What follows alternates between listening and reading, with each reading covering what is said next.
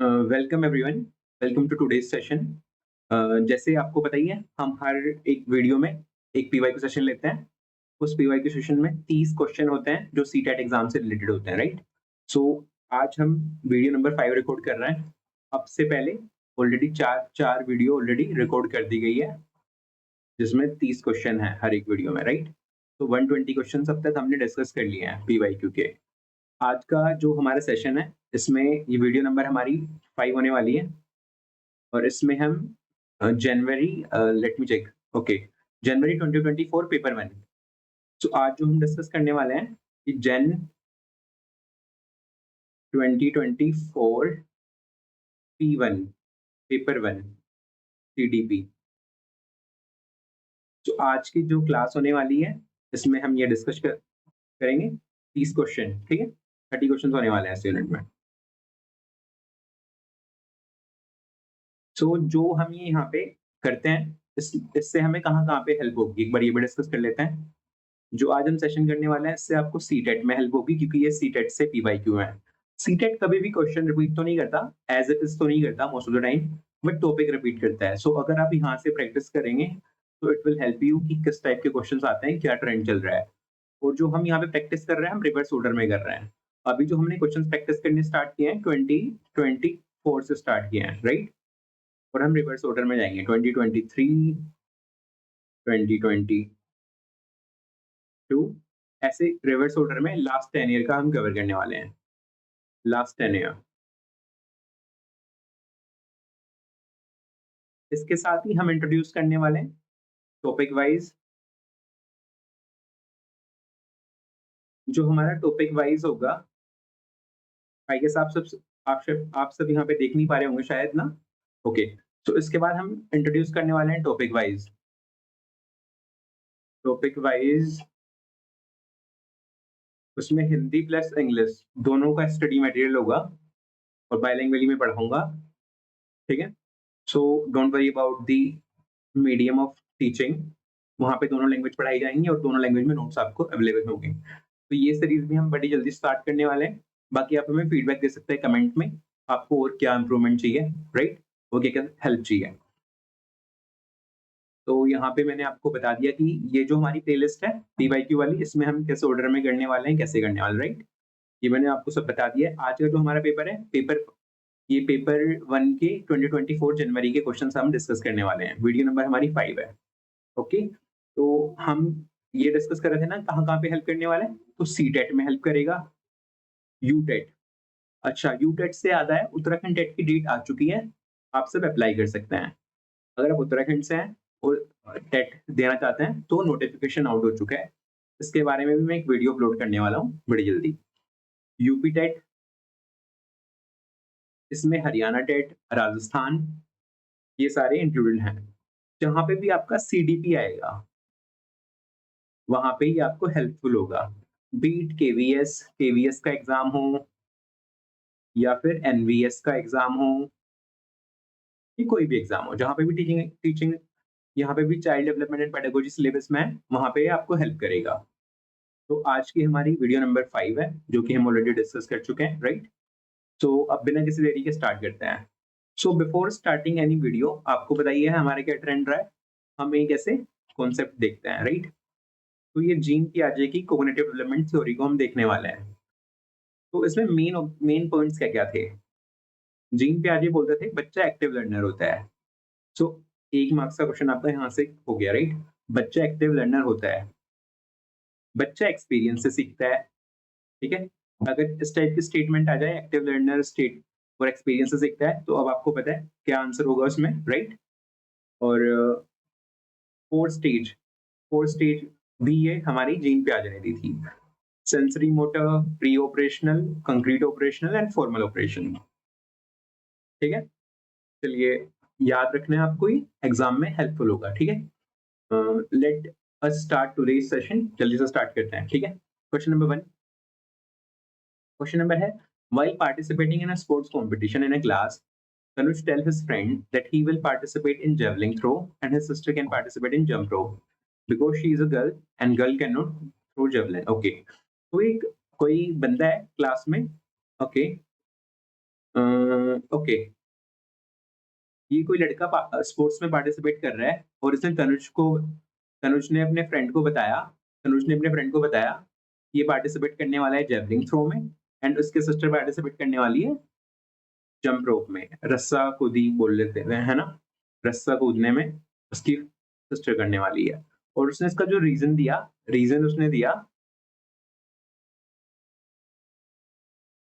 Reason उसने दिया reason उसने दिया यहाँ पे, जो उसका रीज़न था, उसने दिया क्योंकि लड़कियाँ जेवलिन थ्रो नहीं कर सकती, right? Girls can't throw javelin, right? तो जो ये उसका यहाँ पे आइडिया था, जो ये रीज़न था, ये रीज़न कैसा था? क्या ये gender consistency, okay, sorry, I am so sorry. तो जो यहाँ पे उसने रीज़न दिया है, इस रीज़न का जो है कारण क्या है, राइट? क्या ये जेंडर कंसिस्टेंट कंटेंसी है? नो, जेंडर कंटेंसी तो नहीं है। जेंडर इक्वालिटी है? इक्वालिटी में तो ऐसी बात नहीं होती, क्योंकि यहाँ पे तो उसने बोला जेवलिन थ्रो नहीं कर सकती लड़कियाँ। जेंडर इक्विटी भी नहीं है, जेंडर स्टीरियोटाइपिंग, ओके। तो जो आपका राइट आंसर होगा यहाँ पे बच्चों, that will be answer number 4, 4, क्योंकि वो स्टीरियोटाइप कर रहे हैं। जब हम अपने माइंड में किसी चीज़ को लेके कोई अवधारणा बनाते हैं, राइट? जैसे सपोज़ कोई बना ले कि लड़कियों को ड्राइविंग नहीं आती। अगर कोई ऐसा सोच रहा है, राइट? कोई ऐसा सोच रहा है कि लड़कियों को ड्राइविंग नहीं आती।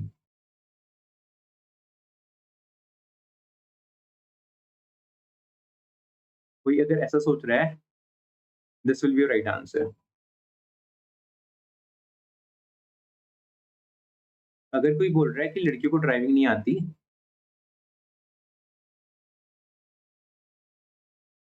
So this will be your right answer, okay. So अगर कोई बोल रहा है लड़कियों को ड्राइविंग नहीं आती, ये भी एक एग्जांपल है स्टीरियोटाइप का, राइट?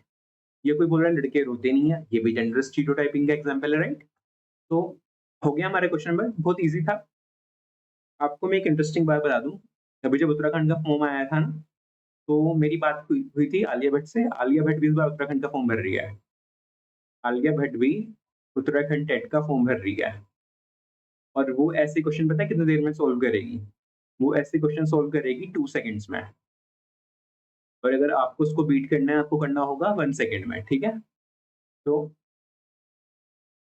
अब देखना है, राइट? यहाँ से हमको सिर्फ क्वेश्चन सॉल्व नहीं करने हैं बच्चों, यहाँ से ना हमको क्वेश्चन को सॉल्व करने की अप्रोच सोचनी है, राइट? तो अगर यहाँ पे कुछ अगर ऐसा कोई भी जेंडर स्टीरियोटाइपिंग का क्वेश्चन आ गया, अब आप उसको सॉल्व कर कर देना है, राइट? कन्फ्यूज़ बिल्कुल नहीं होना। Let us move to question number 2। अब हम क्वेश्चन नंबर 2 पे आ चुके हैं बच्चों। Uh, divergent thinking and convergent thinking. तो यहाँ पे बड़ा सिंपल सा क्वेश्चन दिया हुआ है। यहाँ पे लिखा हुआ है डाइवर्जेंट थिंकिंग एंड यहाँ पे दिया हुआ है कन्वर्जेंट थिंकिंग और आगे खाली स्पेस छोड़ा हुआ है, ठीक है? आगे खाली स्पेस छोड़ा हुआ है। अब देखते हैं क्या-क्या ऑप्शन है। डाइवर्जेंट, जब भी डाइवर्जेंट माइंड में आता है, तो डाइवर्जेंट को मैं डी से डिनोट कर दूँगा और कन्वर्जेंट को मैं सी से कर दूँगा। डाइवर्ज का मतलब होता है लाइक दिस, डाइवर्सिफाई, राइट, है ना? डाइवर्जेंट का ये डायग्राम माइंड में याद कर लो और कन्वर्जेंट का उल्टा कर सकते हैं हम, राइट? कन्वर्ट हो रहा है, वो कन्वर्ट होके एक जगह पे फोकस हो रहा है। 1 पॉइंट, इसको हम 1 पॉइंट मान लेते हैं, राइट? तो जब भी डाइवर्जेंट थिंकिंग होती है, उसमें मल्टीपल सॉल्यूशन की बात होती है। देखिए स्कोर को, देखो यहाँ पे S1, S2, S3, राइट? और यहाँ पे S1 ही है बस। S का मतलब सॉल्यूशन है। तो यहाँ पे ऐसे S4, S5 मल्टीपल सॉल्यूशंस आ जाएँगे, राइट? अब हम देखते हैं यहाँ पे क्या दिया हुआ है। It encourage multiple answers, divergent encourage multiple answers, सही है। Fix on one one correct solution, convergent, correct. So हमारा ऑप्शन नंबर ए सही है, बट स्टिल हम एक्साइटमेंट में इसको मार्क नहीं करेंगे, हम सारा क्वेश्चन पढ़ लेंगे। Is fix on one correct solution, divergent, ये गलत हो गया, ये तो एग्जैक्ट अपोजिट हो गया। Promote mathematical ability, no. Promotes verbal ability, no. तो करेक्ट, हमारा 1 ही बिल्कुल सही आंसर था, ठीक है? तो अब कहीं पे भी आपको कन्वर्जेंट एंड डाइवर्जेंट आए, तो आपके माइंड में ये डायग्राम आ जाना चाहिए इंस्टेंटली। डाइवर्जेंट डाइवर्जेंट मतलब जैसे डाइवर्सिफाई एक वर्ड होता है, तो डाइवर्जेंट में मल्टीपल सॉल्यूशन और कन्वर्जेंट में ऐसा सिंगल सॉल्यूशन होता है, which is correct. Correct correct भी होना चाहिए वो सॉल्यूशन, राइट? सो अब हम आ जाते हैं क्वेश्चन नंबर 3 पे। Which of the following statement about inclusive education is not correct? Okay, तो यहाँ पे इन्होंने इंक्लूसिव एजुकेशन के बारे में पूछा है और ये पूछा है कि कौन सा करेक्ट नहीं है, राइट? इसमें से कौन सा करेक्ट नहीं है, नोट पूछा है, राइट? इस टाइप के क्वेश्चंस में ना कभी-कभी कोई भी कंफ्यूज हो सकता है, मैं भी हो सकता हूँ, right? We all are human beings. तो जहाँ पे नो हो ना, उसको काफ़ी केयरफुली पढ़ना है आपने एग्ज़ाम एग्ज़ाम के टाइम पे, राइट? अब हम देखते हैं, नो दिया हुआ है, right? Inclusive inclusive teaching, okay. Inclusive teaching means teaching in a way that do not exclude. सही है, राइट है। ये तो बिल्कुल सही हो गया। स्टेटमेंट नंबर 1 को नोट कर देते हैं। Inclusive teaching means adopting pedagogy that support needs of the all learner. ये भी सही है, ऐसा भी करना चाहिए इंक्लूसिव में, राइट? नोट पूछा है ना हमसे तो बच्चों, है ना? करेक्ट। सो ऑप्शन नंबर 1 भी सही है, 2 भी सही है। अब 3 देखते हैं। In an inclusive classroom accommodate different language style, promote collaboration। बिल्कुल करेक्ट, ये भी सही होना चाहिए। In an inclusive class in an inclusive classroom centered around fixed curriculum and standard assessment। Okay, question number 4 सही नहीं होगा। इंक्लूसिव में ना फिक्स नहीं होता, करिकुलम फिक्स नहीं कर सकते, क्योंकि हमारे जो लर्नर्स हैं वो काफ़ी डिफरेंट बैकग्राउंड से होते हैं ना बच्चों, तो हमारा फिक्स करिकुलम नहीं होता उसमें, राइट? तो question number 4 will be your right answer, correct? कोई कंफ्यूजन नहीं है ना किसी को? चलिए क्वेश्चन नंबर 4 पे चलते हैं। सो क्वेश्चन नंबर 4 हमारा ये असर्शन एंड रीजनिंग वाला है। बच्चों जब से लास्ट टाइम से बीच में ऑनलाइन भी हुआ एग्जाम, तो असर्शन एंड रीजनिंग वाले काफ़ी क्वेश्चंस आ रहे हैं, राइट? तो assertion एंड रीजनिंग ऐसा दिया रहता है, ये एक स्टेटमेंट होती है, इसका रीजन होता है और फिर हमें रिलेट करके आंसर मार्क करना होता है। A learner construct their own knowledge based on what they have already known। तो ये वाली assertion हमारा बिल्कुल सही हो गया। Finding pattern and making linkage between previous knowledge helps learner to process information meaningfully। Correct, दोनों सही हैं और इसकी राइट एक्सप्लेनेशन भी है, right right. So both A and R true are the correct explanation of A, correct। This will be your right answer। Number 1 will be your right answer. So ये तो बिल्कुल बेसिक चीज़ है, right? इसमें आपको कहीं पे कोई कन्फ्यूजन नहीं होगा। यहाँ पे बोला हुआ है जो लर्नर है वो अपनी प्रीवियस नॉलेज से जो हमारा लर्नर है वो नॉलेज को कंस्ट्रक्ट करता है अपनी प्रीवियस नॉलेज से। और ऑप्शन नंबर 2 में दिया हुआ है pattern finding patterns and making linkage between previous knowledge helps learner to process information meaningfully. Suppose कोई एक कॉन्सेप्ट ए के बारे में पहले से जानता है, राइट? और बाद में मैं उसको ए प्लस बी कॉन्सेप्ट के बारे में बताऊं, राइट? है ना? या फिर ए प्लस बी प्लस सी के बारे में बताऊं, तो क्योंकि वो ए के साथ ऑलरेडी फैमिलियर है, कॉन्सेप्ट ए के साथ, तो उसके लिए थोड़ा इजी रहेगा यहाँ पे कनेक्ट करना। सपोज देयर इज समवन जिसने इसके बारे में नहीं पढ़ा, ए के बारे में नहीं पढ़ा, तो उसके लिए तो सारा कॉन्सेप्ट नहीं हो जाएगा। सो it will be little difficult for him और हर, राइट? अब हम आ जाते हैं क्वेश्चन नंबर 5 पे। सेम स्टाइल का क्वेश्चन है, assertion and reasoning. Question number 5, childhood is experienced differently by children across the cultures। Correct, सही स्टेटमेंट है। Children development is universal, okay, ठीक है। तो यहाँ पे इन्होंने स्टेटमेंट ए में दिया हुआ है बच्चों का जो एक्सपीरियंस होता है डिफरेंट होता है अक्रॉस कल्चर्स। करेक्ट है, सही है। Children development is universal, okay. Universal नहीं होगा, चिल्ड्रंस का डेवलपमेंट है वो यूनिवर्सल नहीं होता, it is different, right? So हमारा A will be right, A will be right, A is true, R is false। सो हमारा 3 में दिया हुआ है ये, हमारा 3 नंबर सही होगा, राइट? यहाँ पे कोई कंफ्यूजन नहीं होगा। अब हम आ जाते हैं क्वेश्चन नंबर 6 पे। According to attribution theory according to attribution theory of motivation, which of the following is more likely to result in persistence, effort and improved performance? Okay, तो यहाँ पे है an internal attribution for success, an external attribution for failure, an external attribution for success and internal attribution of failure. Internal attribution for failure as well as success. External. So हमारा 4 तो नहीं होगा and 3 भी नहीं होगा, right? हमारा 4 and 3 नहीं होगा. अब हमें यहाँ पे देखना है. तो यहाँ पे दिया है according to attribution theory of motivation, which of the following is more likely to result of persistence effort. यहाँ पे persistence effort and परफॉर्मेंस की बात हो रही है. persistence effort and परफॉर्मेंस की बात हो रही है. improved performance. तो यहाँ पे internal attribution for success, external for failure. External for success, internal. Okay. तो बच्चों इसमें हमारा आंसर नंबर 1 होगा. Answer number 1. Internal attribution for success, external for failure, right? So this combination will be your right answer. यहाँ पे किसी को कोई कंफ्यूजन नहीं है ना? चलिए मूव करते हैं नेक्स्ट क्वेश्चन पे. Question number 7. Which of the following is the key principle of progressive education? Okay, तो यहाँ पे जो हमारा 7 क्वेश्चन है इसमें पूछा हुआ है what is the key principle for progressive education? Key principle for progressive education. Standardized testing is the best way to measure student learning. No, it should not be. Curriculum should be predetermined and universal. No, learning should be based on authentic tasks. Okay, so 3 will be your correct answer. Students should be passively receive knowledge from their teachers. Passively तो हो ही नहीं सकता, right? Passively तो होगा ही नहीं, right? Passively नहीं होगा. रुको, बट अगर मैं इसको ऐसे कर दूंगा तो आप कैसे देख पाओगे ना? तो ये पैसिवली नहीं होगा. स्टैंडर्ड टेस्टिंग नहीं होनी चाहिए प्रोग्रेस, क्योंकि हम प्रोग्रेसिव की बात कर रहे हैं, right? And curriculum should be predetermined and universal. Universal and predetermined नहीं होना चाहिए, क्योंकि डाइवर्स कल्चर के लिए डाइवर्स करिकुलम लगेगा, राइट? तो 3 will be your right answer. Okay, अब हम आ जाते हैं क्वेश्चन नंबर 8 पे. Reasoning thinking problem solving are explained. Okay. Reasoning, thinking, problem solving are explained in which aspect of the development? Okay. ये बोल रहे हैं जो हमारा reasoning, thinking and problem solving है, reasoning, thinking and problem solving है, ये किस aspect of development में आते हैं, किस domain में आते हैं? Motor, no. Moral, नहीं. Social, no. Okay. Cognitive development. तो बड़ा हलवा टाइप का क्वेश्चन था तो है ना. Question number 2.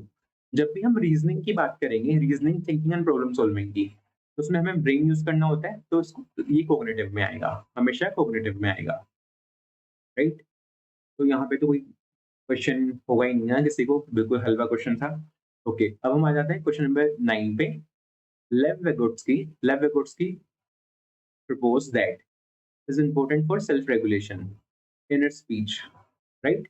याद है ना? इस टाइप के क्वेश्चन तो हमारे कितनी बार रिपीट हो चुके हैं. जो हमने अब तक 4 वीडियो बनाई है, 120 क्वेश्चंस डिस्कस करे हैं, उसमें इनर स्पीच, प्राइवेट स्पीच की बात कितनी बार हो चुकी है. So Lev Vygotsky propose that that speech, inner speech is important for self regulation, right? ये चीज तो आपने बच्चों बिल्कुल ऐसे दिमाग में फिक्स कर लेनी है. इस टाइप के क्वेश्चन बहुत आते हैं एग्जाम्स में. Let us move to question number 10. अब हम देखते हैं 10वें क्वेश्चन में क्या है. Assertion and reasoning का क्वेश्चन है. In Lawrence Kohlberg moral development theory, children move from understanding consequences of act to determine whether they are good or bad, to understand that rules and laws are flexible and can be changed. Okay, this statement is right. Lawrence Kohlberg argued that moral development occurs progressively in stages. Okay, this is also right. So A and R are true. R is the correct explanation of A. Lawrence Kohlberg argued that moral development occurs progressively in stages. So हमारा जो question number 10 है, this is little confusing. मैं एक बार फिर इसको check कर लेता हूँ. क्वेश्चन नंबर 10 है ना, so let me check it. Question number 10, according to me it should be both are correct. Okay, so I was right. इसका हमारा आंसर जो होने वाला है बच्चों, वो यही होगा, बोथ आर करेक्ट. मैंने बोथ आर करेक्ट बोला था ना, both are correct. So this will be our right answer. जब कभी कंफ्यूजन होता है तो हम बिल्कुल भी शर्माती नहीं है चेक करने में, क्योंकि इट इज बेटर कि हम यहाँ पे क्रॉस चेक कर ले रेदर देन आपको गलत बताने से, right? Let us move to question number 11। अब हम क्वेश्चन नंबर 11 पे आ चुके हैं बच्चों। As per Harvard Gardner theory of multiple intelligence which of the following set is represent set represents, okay. तो यहाँ पे कुछ हमें सेट्स दिए हुए हैं, correct match of the intelligence associated with characteristics, okay. ये इस टाइप के क्वेश्चन आते हैं ना तो थोड़ा रिदम ब्रेक हो जाता है, ओके। तो यहाँ पे इन्होंने 4 कॉम्बिनेशन दिए हैं, हमें देखना है कौन सा वाला सही है। तो intrapersonal intrapersonal skills of understanding relating to others, ये इंट्रा नहीं होता है, इंटरपर्सनल होता है ना, तो ये करेक्ट होने के चांसेस थे, but this is not right. Logical mathematical skills of dance, dance में तो लॉजिकल, हालांकि उसमें वन टू वन करते हैं डांस करते हुए, बट उसमें ये वाले स्किल्स की बात नहीं होती। Musical performance and composition skills, okay, this is your right answer, D will be your right answer, okay. ये थोड़ा सा ओवरलैप हो गया बच्चों, उसको मैं ठीक कर देता हूँ। सो म्यूजिक परफॉर्म करते हुए कंपोजिशन स्किल्स चाहिए रहते हैं, सो 3 will be your right answer.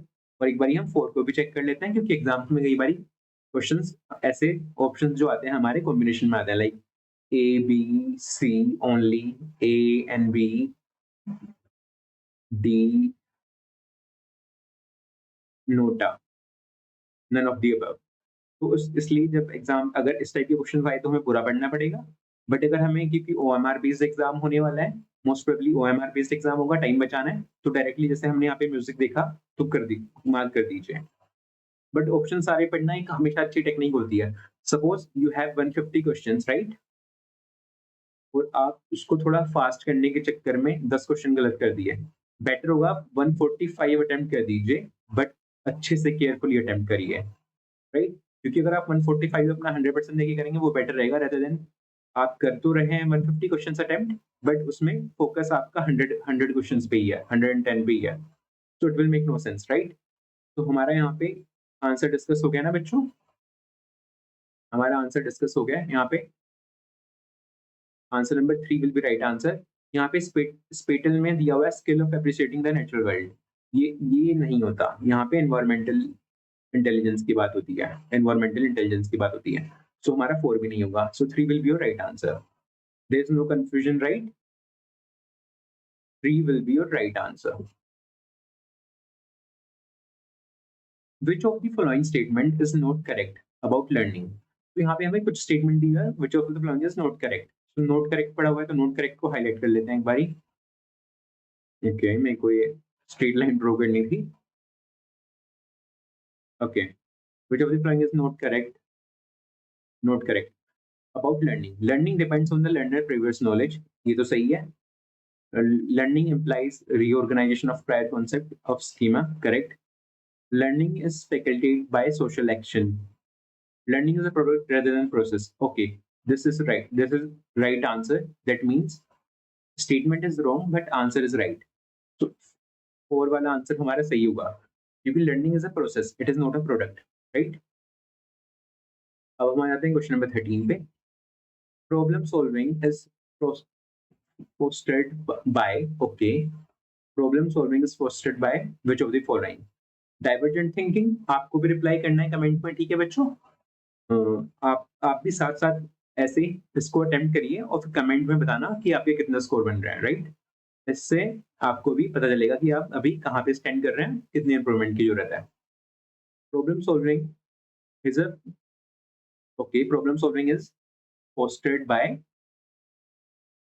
ठीक है, डाइवर्जेंट, फंक्शनल, पैसिव और response set, okay.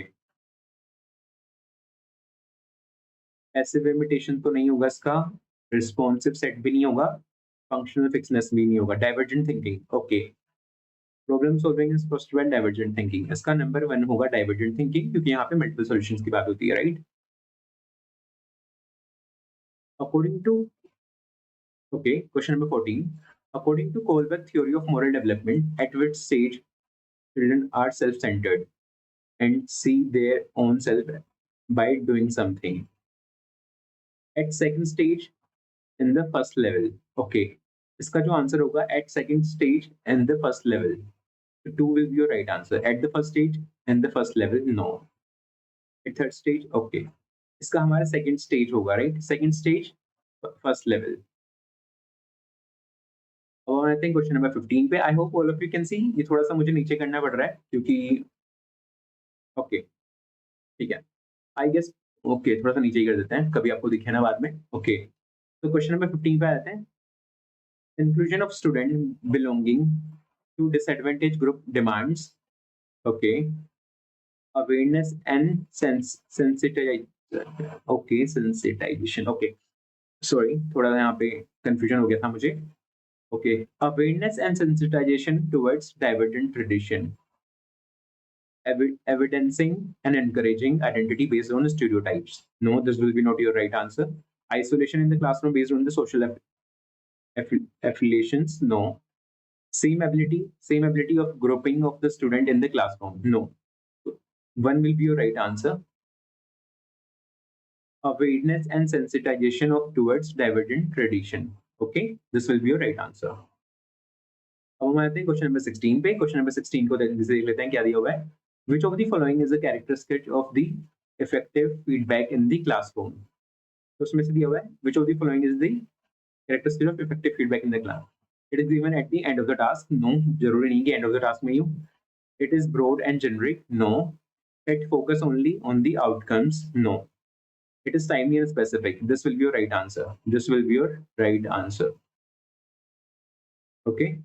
So 4 will be your right answer. क्योंकि टाइमली और स्पेसिफिक होना चाहिए, राइट। अगर हम सपोज कोई टॉपिक पढ़ा रहे हैं तो उसका और फिर हम मूव फॉरवर्ड करके नेक्स्ट टॉपिक पे, फिर नेक्स्ट पे, तो ऐसा नहीं है कि इस टॉपिक को फिर बाद में हम डिस्कस करेंगे। फीडबैक इंस्टेंट होगा तो इफेक्टिव होगा। हो सकता है लेट भी हो, कई बारी लेट भी हो सकता है, बट इफेक्टिव की बात की है हमने, तो इफेक्टिव तो टाइमली एंड स्पेसिफिक ही होगा। ओके, हम आते हैं क्वेश्चन नंबर 17 पे। 17 क्वेश्चन पे देखते हैं 17 में क्या दिया हुआ है। Proximodistal principle state that in infancy, limbs continue to grow faster than the hands and feet. तो जो हमारी डायरेक्शन ऑफ ग्रोथ थी, राइट, वो हमने प्रोक्सीमोडिस्टल में पढ़ा था ना। हमारी 2 टाइप की थी, राइट। तो प्रोक्सीमोडल में क्या होता है, from centre to far, right. Suppose this is the body of okay, थोड़ा सा बेटर बनाना पड़ेगा, स्टिक फिगर बनाता हूँ। Suppose this is the body of some human being. Okay, ये किसी ह्यूमन बीइंग की बॉडी है। ओके, ये उसके हैंड है। जो हमारा प्रोक्सीमोडिस्टल होता है वो यहाँ से सेंटर से फार की साइड जाता है। सेंटर को मैं सी लिख देता हूँ, फार को मैं एफ से डिनोट कर देता हूँ, राइट। सेंटर टू फार होता है, राइट। सो प्रोक्सीमोडिस्टल में ही होता है और सेफेटिकोडल में उल्टा होता है, फ्रॉम हेड टू टो होता है। हेड टू टो, हेड को मैंने एच से डिनोट किया है, टी को, टो को मैंने टी से डिनोट किया है, तो वहां पे ऐसे होता है development, right, direction of development. तो प्रोक्सीमोडिस्टल में यहाँ पे दिया हुआ है option number 1, limbs grow fast, continues to grow faster than the hands and feet. So this will be your right answer. Option number 1 will be your right answer. Developmental process from head to toe, ये तो सेफोडिकोडल का दिया हुआ है और ये दोनों भी सही हमारे नहीं है। Development of language occurs rapidly in the sensitive period. This is not right. For the This is not right in context of proximodistal principle. Physical development occurs rapidly with the development of the fine motor skills. Okay, ये भी relevant answer नहीं है। Okay, तो अब हम आ चुके हैं question number 18 पे। School curriculum should be reasonable. School curriculum should give reasonable space and value to the learner's culture and knowledge. So this is the right statement. Supporting student and uphold their culture identity, facilitate learning. Okay, this is also right. So both are true. A is the correct explanation of true. Okay, यहाँ पे कोई confusion नहीं है, बिल्कुल simple statement थी। School curriculum should give reasonable space and value to the learner's culture and knowledge. जब हम learner की कल्चर एंड नॉलेज को भी माइंड में रखेंगे, राइट, और तब करिकुलम बनाएंगे, so it will help us, right, supporting student to uphold their culture and identity facilitate learning. जब बच्चा अपने कल्चर से रिलेट करके पढ़ाई करेगा तो it will also help them, right. यहाँ पे कोई कंफ्यूजन होना नहीं चाहिए क्योंकि बहुत सिंपल लैंग्वेज में यहाँ पे पूछा हुआ है उन्होंने, राइट। अब हम आ जाते हैं क्वेश्चन नंबर 19 पे। Which of the following would be, okay, which of the following would not, यहाँ पे नेगेटिव वाला स्टेटमेंट दिया हुआ है, नोट वाला दिया हुआ है, राइट, नेगेटिव वाला। Which of the following would not be characteristic of formative assessment? Formative assessment का कौन सा characteristic नहीं है? An assessment given at the beginning of the, ये तो है, this is right, beginning में दिया जाने वाला assessment. An assessment given during the class provide ongoing feedback to the student teacher. This is also right. An assessment task is helpful comparing student. Okay, this will be your right answer. 3 will be your right answer. An assessment used to identify misconception in the student learning. Okay, this is also right. तो ये सारे right है, but हमारा right answer होगा 3। और 3 क्योंकि ये summative assessment, SA, summative assessment का एग्जांपल दिया हुआ है, उसको हम इवैल्यूएशन के लिए यूज करते थे ना, राइट। जब सीसी पैटर्न की बात होती थी उसको हम इवैल्यूएशन के लिए यूज करते थे। हम आ चुके हैं क्वेश्चन नंबर 20 पे। Which of the following is the typical characteristic of dyslexia. तो यहाँ पे इन्होंने क्वेश्चन नंबर 20 में पूछा हुआ है which of the following is the typical characteristic of dyslexia. कुछ कैरेक्टरिस्टिक्स दिए हुए हैं डिसलेक्सिया के बारे में, 1 2 3 4। Okay, difficulty in creative problem solving, no, problem solving को हम डिसलेक्सिया नहीं बोलते। Difficulty in phonological processing, yes this is right. Difficulty in physical coordination, no. Difficulty in spatial awareness, no. Okay, 2 will be your right answer. बच्चों जब भी हम phonology की बात करते हैं ना यहाँ पे, in context of learning disability, तो यहाँ पे जब हम देखो इसको हमें कैसे कॉन्सेप्ट को दिमाग में लाना है। जब हम फोन की बात करते हैं, mobile phone, let me show you my beautiful drawing. ठीक है, ये हमारा एक स्मार्टफोन है, राइट। कुछ कुछ लिखा रहा है यहाँ पे। तो जब भी हम एक स्मार्टफोन की बात करते हैं, राइट, जब भी हम फोन की बात करते हैं या हम फोन पे किसी से बात करते हैं तो हम कैसे करते हैं, बोल के करते हैं, राइट। तो वैसे ही जब भी फोनोलॉजिकल बातें होंगी तो इसमें वर्ड्स का कंट्रीब्यूशन रहता है। वर्ड्स वर्ड्स कहना सही होगा आई गेस, साउंड, साउंड बोलना ज्यादा एप्रोप्रिएट रहेगा, साउंड्स, साउंड्स एंड वर्ड्स का काफी लेना देना होता है। तो जब डिसलेक्सिया की बात होती है, डिसलेक्सिया में पढ़ने में डिफिकल्टी होती है, तो फोनोलॉजिकल प्रोसेसिंग में प्रॉब्लम आती है, बच्चों को पढ़ाई के टेक्स्ट को रीड करने में इशू आता है, राइट। चलिए अब हम क्वेश्चन नंबर, यहाँ पे तुम्हारे कोई कंफ्यूजन नहीं है, 2 will be a right answer. अब हम चलते हैं क्वेश्चन नंबर 21 पे। Which of the following type of question can help assess student ability to evaluate information critically? तो यहाँ पे कुछ तरीके दिए हुए हैं, इसमें से हमें देखना है कौन सा सही होगा। Okay, question that asks for a simple definition of a term, no. Question that asks student for personal opinion, no. Question that asks for example and validate the text, okay, this will be your right answer. Question that asks for a summary of the text, no. Summary of text पूछने से उसकी हम ability to evaluate information critically check नहीं कर पाएंगे। अगर हमें उसकी ability to evaluate information critically check करना है तो हम उसको एक क्वेश्चन दे सकते हैं, for ask for example that's validate the text. Question that ask for example that validate the task.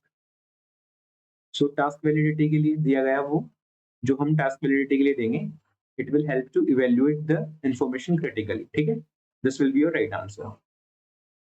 अब आते हैं क्वेश्चन नंबर 22 पे। 22 question, okay, impairment impairment is dash condition while disability is a dash condition, dash condition।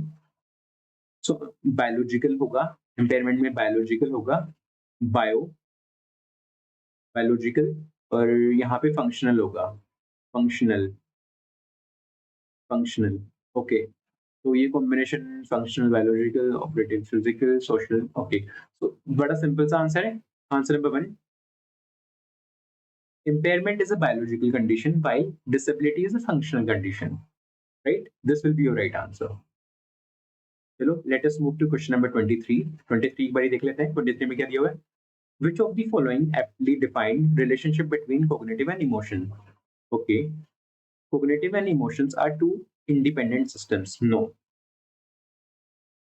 emotions and cognitive are interdependent on each other, right? Which of the following influence emotions but reverse is not true? Cognitive influence emotions but reverse is no. ये तो बड़ी बेकार argument है। कह रहे हैं cognition cognition effect करता है इमोशंस, बस इमोशनल कोग्निटिव इफेक्ट नहीं करते, right? This is not the right statement. Emotions can be influence, emotion influence cognition but reverse is not possible. Okay, this is not also right. तो यहाँ पे हमारा option number 2 most appropriate है। Option number 2 हमारा right answer है। Emotion and cognition are interdependent. Suppose someone is not feeling well. Someone is not feeling well. Not feeling well. Not feeling well. If someone is not feeling well, he will not be able to perform good academically, right? Poor performance in academics. Poor academics.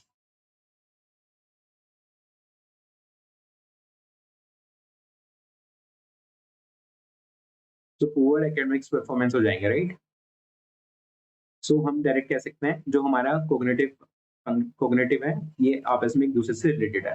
If, वहीं पे if someone is feeling emotionally well, right? Emotionally stable, तो वहां पे उसकी performance में असर दिख जाएगा। आ जाते हैं हम क्वेश्चन नंबर 24 पे। ओके, ये मेरे पे यहाँ से ऐसे गलती से हो गया। क्वेश्चन नंबर 24 पे आ जाते हैं बच्चों। Question number 24।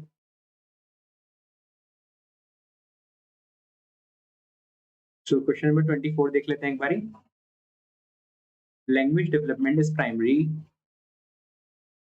classes in, okay, language development in primary classes is facilitated, okay, when teacher use concrete example refer to the abstract concept, okay, when teacher stress upon and enforce the use of formal language, no, क्योंकि यहाँ पे primary classes की बात हो रही है, ये तो नहीं होगा। Teacher ignore and dismiss the mother tongue of the children, बिल्कुल भी नहीं, ये तो नेगेटिव स्टेटमेंट है। Teacher when teacher begin from sign and symbols rather than concrete object, this is also not right. So option number one will be your right answer. When teacher use concrete example, when teacher use concrete example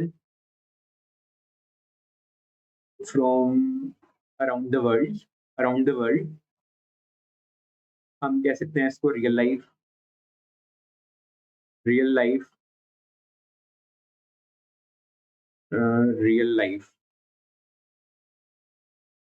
examples. when teacher use concrete example, जिसको हम real life example भी बोल सकते हैं, so it help in development of the language, right? इससे बच्चे ज्यादा relate करके अच्छे से सीख पाते हैं। तो option number 1 will be your right answer, right? एक बारी मैं इसको हाईलाइट भी कर देता हूँ बच्चों। ओके, थोड़ा सा स्ट्रेट ड्रॉ नहीं हो पाया मेरे से वाला, दोबारा कर देते हैं इसको। ओके, ठीक है। सो this will be your right answer, option number 1 हो गया। अब हम चलते हैं 25 पे। Which of the following correctly describe intrinsic motivation? जब भी इंट्रिंसिक मोटिवेशन की बात होगी, इनका मतलब होता है अंदर, राइट? इनका मतलब इंग्लिश में जब हम इन बोलते हैं, इंग्लिश में इनका मतलब होता है अंदर। इंट्रिंसिक मोटिवेशन मतलब अंदर से आने वाली motivation that comes from external, ये तो एकदम एग्जैक्ट अपोजिट हो गया। एक्सटर्नल रिवॉर्ड, बाहर के रिवॉर्ड से तो नहीं आएगी। That come from personal enjoyment of task, ये वाला सही है बट इसको अभी छोड़ देते हैं। Motivation that come from competition with others, नहीं, ये भी फिर एक्सटर्नल होगी, दूसरे से कंपेयर करना। Motivation that come from the fear of punishment, no, ये भी एक्सटर्नल होगी, पनिशमेंट वाली। So 2 will be your right answer. Motivation that come from the personal enjoyment of task, इसको हम इंट्रिंसिक मोटिवेशन बोलते हैं। क्वेश्चन नंबर 26, इसमें पूछा हुआ है स्कार्फ फोल्डिंग का एग्जांपल्स, राइट? अब हम देखते हैं यहाँ पे, थिंक अलाउड, ये भी सही है।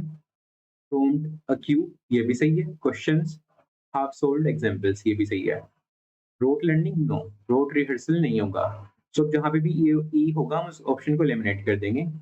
तो ऑप्शन नंबर फोर तो हमारा नहीं होने वाला है।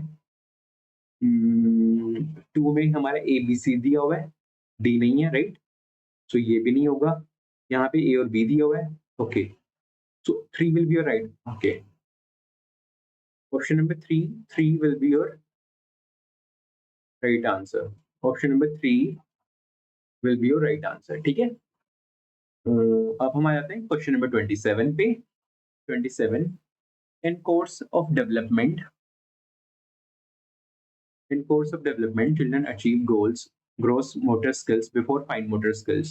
This indicates that development is cephalocaudal. Cephalocaudal.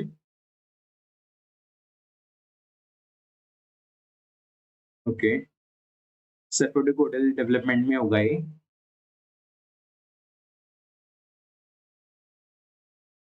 ये थोड़ा सा ओके अंडरलाइन कर देता हूँ बस। सेफोकोडल में होगा ये क्योंकि सेफोकोडल में होता है हेड टू टो। डेवलपमेंट की डायरेक्शन हेड टू टो होती है, जो हमने थोड़ी देर पहले भी डिस्कस की थी। एक स्टिक फिगर बना के फिर से कर देते हैं, तो वो इसको स्टिक फिगर ही मान लेते हैं, राइट? ये भी इसी का पार्ट हो गया, इसके फीट हो गए, जो भी हो गया, ओके। इसके फीट हो गए। सो ये हेड है, ये टो है, यहाँ पे हम बाल बना देते हैं जिगजैग वाले। तो हेड टू टो होता है, राइट? सफोकोडल में हेड टू टो होता है, प्रोक्सिमोडल में फार टू नियर टू फार होता है, राइट? एन टू फार और सेंटर टू फार भी बोल सकते हैं, नियर टू फार और सी टू फार भी बोल सकते हैं, राइट? तो यहाँ पे दिया हुआ था कि फाइन पहले होता है, ग्रोस बाद में होते हैं, तो ये हमारा सफोकोडल में होता है, राइट? अब हम आते हैं क्वेश्चन नंबर 28 पे। Question number 28, as per Jean Piaget theory of cognitive development, which of the following ability distinguish? Okay.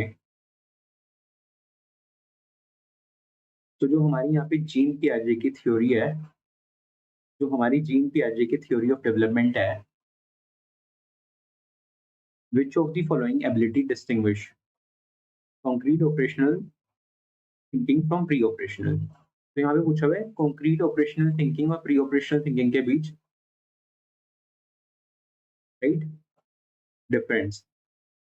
सो यहाँ पे object permanence, hypothetical reasoning, no hypothetical reasoning तो नहीं होगा, कोऑर्डिनेटिव सेंसेस भी नहीं होगा, ऑब्जेक्ट परमानेंस भी नहीं होगा, okay. So 2 will be your right answer बच्चों, इसमें हमारा आंसर नंबर 2 होगा, right?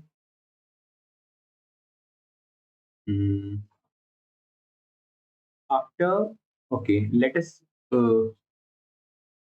check the question number 29.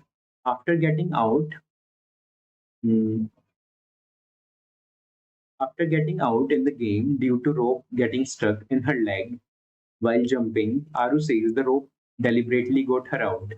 At which stage of Jean Piaget cognitive development do children do children do children reason like this? Okay, ये एक बड़ा अच्छा question दिया हुआ है। इस टाइप के क्वेश्चन तो आपको एग्जाम में देखते ही सोल्व कर देना है बच्चे, ठीक है? मैंने इस बार बता दिया ना, आपका कंपटीशन किसके साथ है? आलिया भट्ट के साथ है आपका कंपटीशन इस बारी। यूटेट में आलिया भट्ट ने फॉर्म भरा है और आलिया भट्ट ऐसे क्वेश्चंस को पता है कितनी देर में? आलिया भट्ट ऐसे क्वेश्चन को 10 सेकंड्स में सोल्व करेगी। और आपको कितने में करना है? आपका आपका तो उससे लाइक आईक्यू ज्यादा है, तो आप करेंगे 5 सेकंड्स में। जब आप उसको 5 सेकंड में सोल्व करेंगे तभी आप मास्टर या मास्टरनी बनने वाले हैं, ठीक है बच्चों? तो अब यहाँ पे देखना है concrete operational, formal operational, pre operational, sensory, right? ये यहाँ पे दिया हुआ है। तो इसमें जो होगा concrete operational, formal operational, sensory, pre, okay. तो जो हमारी स्टेज होती है जिसमें हमें लगता है एनिमिज्म वाली बात होती है, ये हमारी 2 टू 7 ईयर वाली स्टेज में होती है।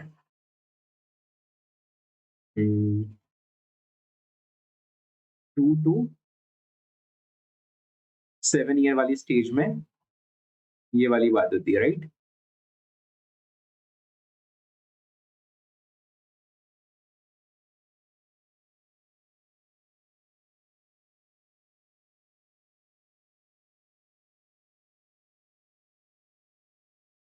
तो ये हमारा कंक्रीट ऑपरेशनल स्टेज में होगा, राइट? कंक्रीट ऑपरेशनल स्टेज में होगा। I have to cross check this question and I will cross check this question but this is getting little confusing. Pre operational, okay. So इसमें ना pre operational होना है, pre operational. I was getting confused, मुझे chronology में थोड़ा सा confusion हो रहा था बच्चों। तो इसमें हमारा प्री ऑपरेशनल होगा, राइट? क्योंकि हमारा टाइम भले थोड़ा ज़्यादा लग जाए सेशन में, बट हमारा एरर नहीं होना चाहिए। तो यहाँ पे हमारा प्री ऑपरेशनल, ओके। हमारे यहाँ पे प्री ऑपरेशनल होगा, pre operational, pre operational, pre operational format और सेंस प्री ऑपरेशनल। तो हमारी सेकंड नंबर की स्टेज होती है 2 टू 7 ईयर के बीच आती है, 2 टू 7 ईयर के बीच आती है, राइट? और ड्यूरिंग दिस दिस टाइम, इस फेज में ही हमें लगता है एनिमिज्म के बारे में सोचते हैं। एनिमिज्म, एनिमिज्म का मतलब होता है जो ऑब्जेक्ट है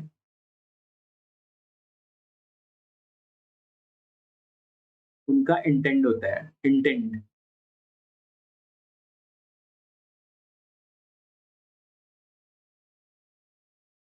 सो हमें लगता है ऑब्जेक्ट्स के अंदर भी लाइफ होती है और उनका इंटेंड होता है। सो इस एज में ऐसा लगता है। So it is pre operational stage. थोड़ा सा कंफ्यूजन हो गया था, राइट? इसमें क्रोनोलॉजी में थोड़ा सा इशू हो गया था, सो डोंट माइंड इट। चलिए हम मूव फॉरवर्ड करते हैं नेक्स्ट क्वेश्चन पे। अब हम आ गए क्वेश्चन नंबर 30 पे। Social constructivist learning, social constructivist learning, okay. Social constructivist view of learning advocate this. Learner receive knowledge passively from others. Learner actively construct knowledge. Effective learning is actively by lecturing and explaining. Effective learning take place through the process of recall and rehearsal. Okay. Learners actively construct knowledge. This will be your right answer. Option number 2 will be your right answer. क्योंकि constructivist view की बात हो रही है ना, passively is not the right word when it comes to learning. तो हमारा two सबसे रिलेटेबल आंसर लग रहा है, so two will be your right answer, right? With that अब हम सेशन के एंड में आ चुके हैं, राइट? सो एक बारी मैं आपके साथ फिर से सम अप कर लेता हूँ आज हमने क्या किया। आज हमने डिस्कस किए हैं 30 पीवाईक्यू। आज हमने 30 पीवाईक्यू डिस्कस किए हैं जो कि हमारे सी टेट के थे, जनवरी के 2024। और ये P1 था जो आज हमने डिस्कस किया है। P1 से मेरा मतलब है पेपर 1, राइट? आज हमने ये क्वेश्चन डिस्कस किए हैं। तो आज ही अब आपको इसके टेलीग्राम ग्रुप पे इसकी आंसर की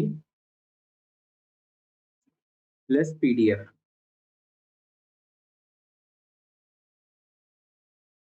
मिल जाएगी। जैसे ही वीडियो अपलोड होगी आपको ये हमारे टेलीग्राम ग्रुप पे मिल जाएगा और इसका लिंक हमारे डिस्क्रिप्शन और बायो में दिया हुआ है। अगर आपको ना मिले आप यूट्यूब के अबाउट में जाके भी चेक कर सकते हैं हमारे, राइट?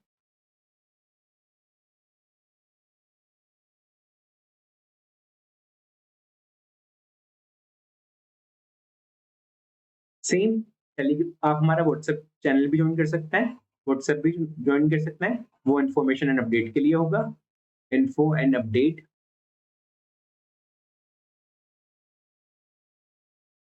वो इन्फॉर्मेशन एंड अपडेट के लिए होगा, राइट? 30 क्वेश्चन हमने डिस्कस करे, this is point number 1। 30 question discuss करे, पॉइंट नंबर 1।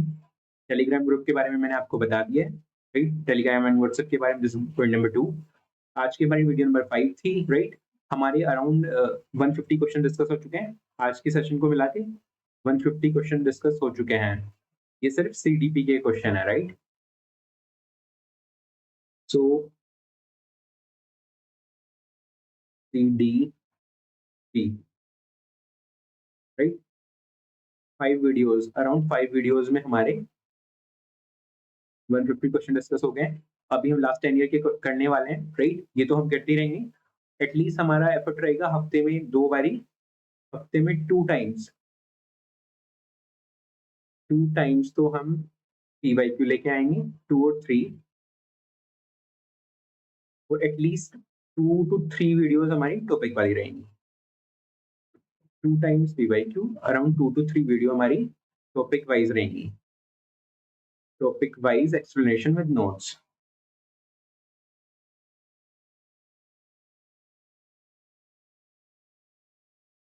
हमारा जो मेन मोटिव है यहाँ पे, कम से कम एरर वाली क्वेश्चंस, यहाँ पे ऑलमोस्ट जीरो एरर के साथ हमें क्वेश्चन सोल्व कराने हैं, राइट। सो इन केस कभी कोई कंफ्यूजन होता है तो हम बिल्कुल भी झिझकते नहीं है, हम साथ के साथ आंसर की में उसको मैच कर लेते हैं, राइट। क्योंकि यहाँ पे तो कुछ फर्क नहीं पड़ेगा, राइट। यहाँ पे कोई फर्क नहीं पड़ेगा, लेकिन एग्जाम्स में एक एक नंबर से फर्क पड़ता है ना। बच्चे कई बार आधे नंबर से भी रह जाते हैं। यहाँ पे नेगेटिव मार्किंग तो है नहीं, बट बच्चे यहाँ पे एक नंबर से भी रह जाते हैं, राइट।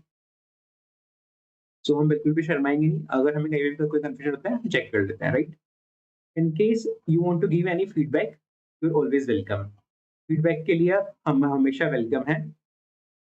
तो अगर कोई भी फीडबैक हो, अगर कोई भी फीडबैक हो, आप हमें दे सकते हैं। अगर कोई भी फीडबैक हो, we are always welcome to your feedback. This was 3, 4।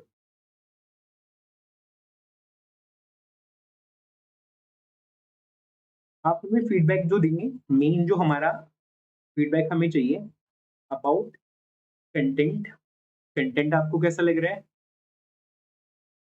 Video की क्वालिटी कैसी है। वीडियो की क्वालिटी से कंटेंट ज्यादा मैटर करता है, और आपको क्या वॉइस अच्छी से समझ आ रही है, या फिर हमें कुछ चेंजेस करने की जरूरत है। क्योंकि मेरे रूम में थोड़ी सी वॉइस एको होती है, but I am trying to improve it. धीरे धीरे we are working on it, right. अभी तो हमारा वीडियो नंबर 7 ही है इस चैनल का, और पीवाई की सीरीज का वीडियो नंबर 5। तो अभी तो हमने स्टार्ट किया ही है, we are improving day by day. ये सब तो चलता रहेगा, बट आपको एक बेसिक फीडबैक देना है, बेसिक। और अदर देन दिस, आपको मेरी टीचिंग मेथोडोलॉजी पसंद आ रही है नहीं। पीवाईक्यू में हम थोड़ा फास्ट रख रहे हैं, बाकी जो हमारा क्लास वाले लेक्चर्स होंगे उसको हम पूरा स्लो स्लो स्लो मोशन में करेंगे, राइट। अभी मेरा जो प्लान है, आपके जो एग्जाम्स आने वाले हैं नेक्स्ट सीटेट से पहले, मेरा प्लान है कि एटलीस्ट सीडीपी के लिए तो आपको कहीं और जाना ना पड़े। सीडीपी आपका सारा का सारा यहीं पे हो जाएगा, free of cost, no course nothing, कोई कुछ सेल नहीं कर रहे हैं हम। 100% free, 100% free resources.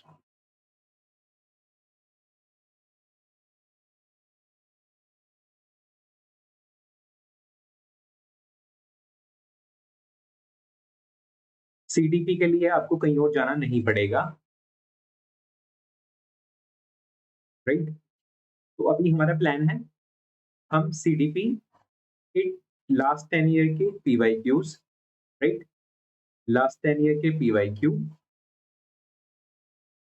Last 10 PYQ, और पूरा कंप्लीट कंटेंट, जो पूरा कंप्लीट कंटेंट है वो भी हम डिस्कस करने वाले हैं, राइट। यहाँ पे जो हमारे क्वेश्चंस है, इसमें मैं आपको हिंदी में नहीं दे पा रहा हूँ क्वेश्चंस, बट जो हमारे नोट्स होंगे, क्लास नोट्स होंगे टॉपिक वाइज सीरीज के, उसमें आपको हिंदी प्लस इंग्लिश दोनों मिलेंगे, राइट। तो आपको दोनों मिलेंगे, आपको बिल्कुल भी घबराना नहीं है अगर आप हिंदी मीडियम से हैं। और इनकेस आप बच्चों, मेरा तो कहना ही है, अगर आप हिंदी मीडियम से भी हैं तो आपको आगे हो सकता है केवीएस में जाना हो, राइट। केवीएस में जाना हो, एनवीएस में जाना हो, राइट। केवीएस में जाना हो, एनवीएस में जाना हो, या फिर आप हिंदी मीडियम के हो लेकिन आपने इंग्लिश मीडियम में अपना देना हो, राइट। इंग्लिश मीडियम के लिए आपने अटेम्प्ट देना हो या फिर आप प्राइवेट स्कूल में भी पढ़ाना चाहेंगे, राइट? क्योंकि सीटेट क्लियर करने के बाद इंस्टेंटली तो जॉब मिलने नहीं वाली है। तो उसके लिए बेटर रहेगा आप थोड़ा-थोड़ा सा प्रैक्टिस कर दो, बेसिक इंग्लिश भी पढ़ना, राइट? क्योंकि इससे आप ही को हेल्प होने वाली है, इंटरव्यू में हेल्प होगी आपको, इन केस आप केवी में जाते हैं तो आपको इंटरव्यू में हेल्प होगी, राइट? और आपके अंदर आत्मविश्वास भी आएगा, राइट? इंग्लिश में थोड़ा ईज़ी रहता है, राइट? अटेम्प्ट करना। बट हिंदी वालों के लिए भी ऑलवेज़ वेलकम, खुले दिल से स्वागत है हमारे चैनल पे। हम कोई भेदभाव नहीं करते, हम हिंदी में भी पढ़ाएँगे, इंग्लिश में भी पढ़ाएँगे। और वैसे भी मैं तो इंग्लिश वाली वीडियोज़ में भी हिंदी ही यूज़ करता हूँ पढ़ाने के लिए, राइट? क्योंकि हम ज़्यादा कनेक्ट करते हैं हिंदी में। सो आज का तो हमारा ऑलमोस्ट डन हो चुका है आज का सेशन। मिलते हैं हम आप सबसे एक नेक्स्ट सेशन में, तब तक आप हमें फीडबैक दें और क्या-क्या इम्प्रूवमेंट की जा सकती है वो बताएँ और आपको हमारा कंटेंट कैसा लग रहा है, इस पे भी आप हमें फीडबैक दे सकते हैं। थैंक यू फॉर कनेक्टिंग, मिलते हैं आपसे एक नेक्स्ट वीडियो में।